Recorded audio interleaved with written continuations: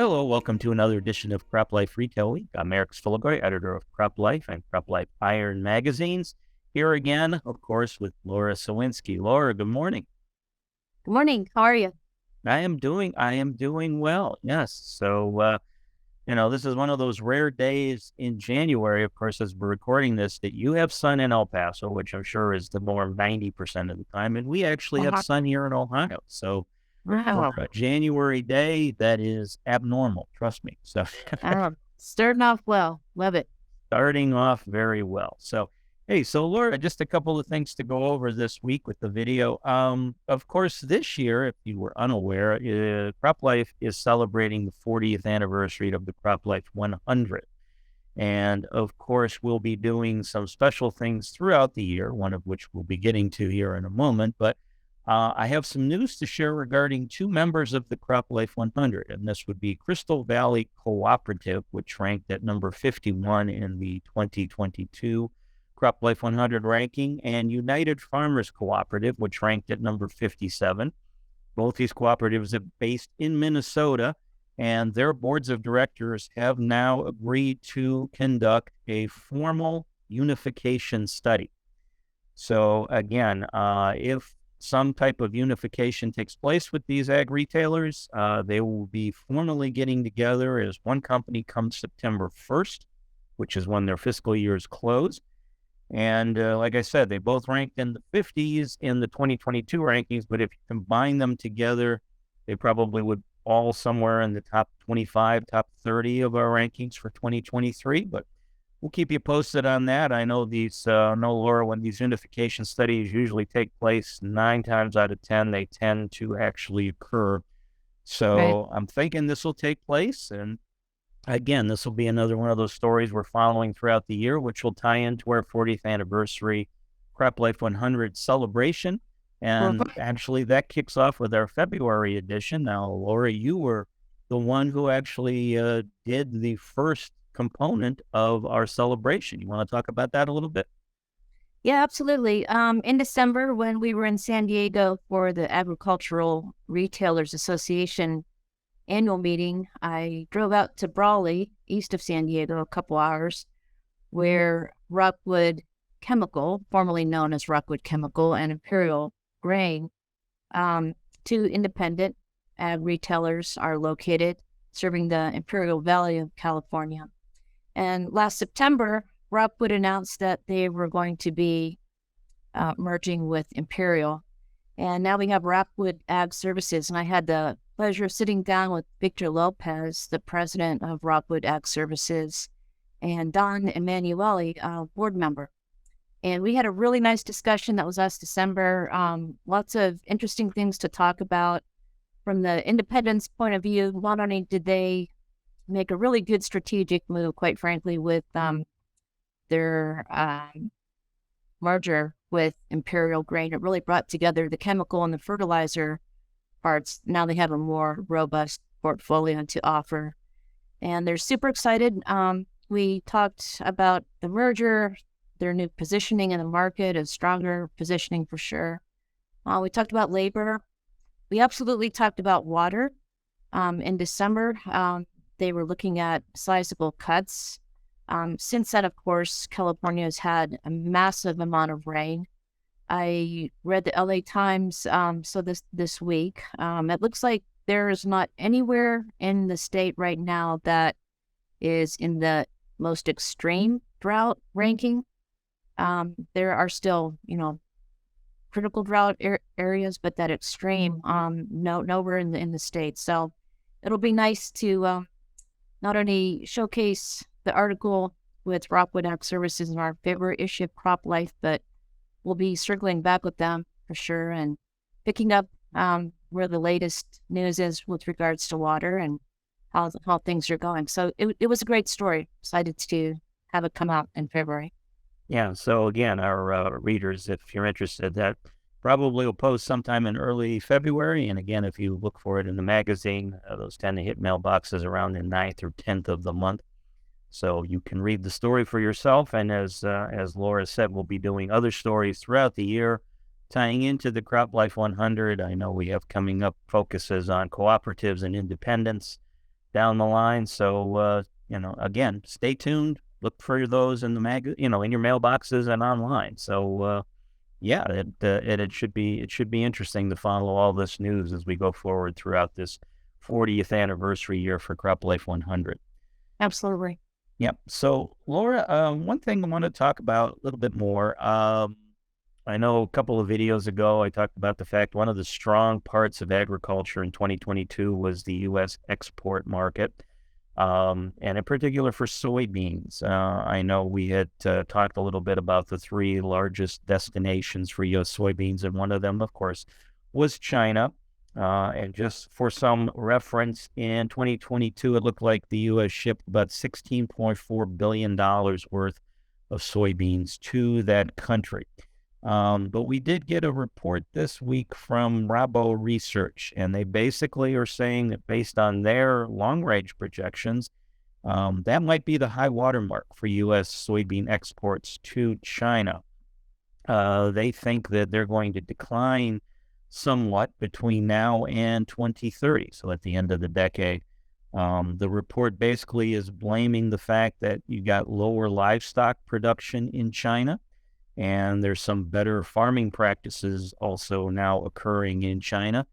And most importantly, there is a switch undergoing in the country where they're going to a low soybean meal for feed formulas for their livestock. So again, the demand for soybean will not be as great. Now, and again, that's the negative part of the story. But I know, of course, our friend Ken Zuckerberg has said numerous times that renewable diesel is becoming a thing in the United States. And if that particular industry takes off as he is anticipating, that there's going to be more need for domestic use of soybean here in the United States. So again, it sounds like it could be bad news, but then again, maybe it just be a shift from the soybeans being exported to them getting used domestically. So we'll have to see. Right. Right. Yeah, that's interesting. I remember not that many years ago talking with the soybean exporters, and at that time the story was focused on exporting soybeans in bulk, which primarily used for food because, they got smashed, they weren't high quality, nice looking, versus the ones that were going to be exported for human consumption. And they were moving those into containers rather than bulk. And so that was a big story then. I thought you were going to say that the Rabo report also was going to indicate more competition from Brazil. That wasn't part of the report. Not that I read. Okay. No, they were specifically talking about changes in the way that China is handling its livestock and improving on its own farming practices, which I guess means maybe they can grow a little bit more of their own feed crops, so they don't necessarily are not going to necessarily need as many coming from the U.S. So. Great. Yeah, I think I do recall Ken from CoBank mentioning that renewable diesel market. So yeah, we'll keep our eyes on that. Interesting. Yep. So, and something we're a little remiss on, because again, this took place in early January, and we're recording this here in the middle of the month. The Consumer Electronics Show took place in Las Vegas earlier this month. And of course, our friends at John Deere always have a big to-do at that meeting, that show, and this year was no exception. They have announced that they're introducing something they're calling the Exact Shot. Now, this is a system that is going to use the sophisticated sensors and robotics to more precisely allow for users to place starter fertilizer on their seed as they're putting it in the ground. And according to the company, they're estimating that use of the system could reduce starter fertilizer use by up to 60%, which will equal 93 million gallons of starter fertilizer annually. So again, this kind of couples with, John Deere already had the See & Spray Ultimate system, which they came out with for sprayers to help reduce crop protection product usage as well. So now starter fertilizer is on the menu for John Deere users going forward. So it'll be interesting to see how this system plays out as it's introduced into the marketplace here in 2023 and beyond. Yeah, I watched the live stream of the John Deere CEO keynote, and then other senior executives that he brought out. But that exact shot was really great. There was a little film, and again, that just pinpointing exactly where that starter fertilizer was needed. It's fantastic. So it was cool. Yeah. Well, and again, as we've been talking a lot about technology, I know that for folks interested in technology, I know probably in the next week or so, you'll be reporting on what was said at the Vision Conference. And Right. then later this year, we have, of course, our Tech Hub Live event in Des Moines taking place in July. So, technology is going to be on our radar as well. So as always, stay tuned. We will be sharing all that we learn with you as well. All right. Well, Laura, time for your favorite segment. Time for fun with numbers. It truly is fun. Yeah. Well, and I Now think, that I'm on a winning streak, so and I was going to say, and given what we've already talked about, I like your odds for getting this one as well. okay. So, all right, my friend. So your number this week is 250%, 250%. Okay. All right. So it's 250%. A, the expected decline in soybean exports to China by 2030. Is it B, the percentage of annual rainfall already received in parts of California? Well, Is it C, the drop in water levels at Lake Mead through January 15th of this year? Or is it D, the markup in lawn mowing costs my son is charging me for 2023 now that he's taking an introduction to business class in school?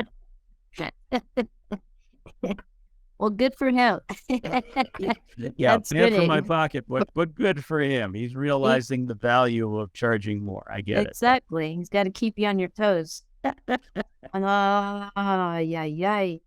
Rainfall, B. Yes, you are again 100% for the year. Nice job. Yes. Yes, we have an editor in California named David Eddy, who actually is on one of our sister publications, America Fruit Grower. And he shared with our group the other day that in his area, near Modesto, that they have already received 250% of their annual rainfall, and we're only in the first few weeks of January at this point. Yep. So again, it sounds like the only problem is, as he explained in his email, is that the rain is coming down in such amounts that it's causing some problems with mudslides and other such disasters around the area because that much rain all at once, it's a little hard to capture. It'd be better if it was all spread out, but I guess they'll have to take what they get in California, and some water is better than none. So Absolutely, we'll take it. all right. Well, congratulations. You are doing very well on the Twitter.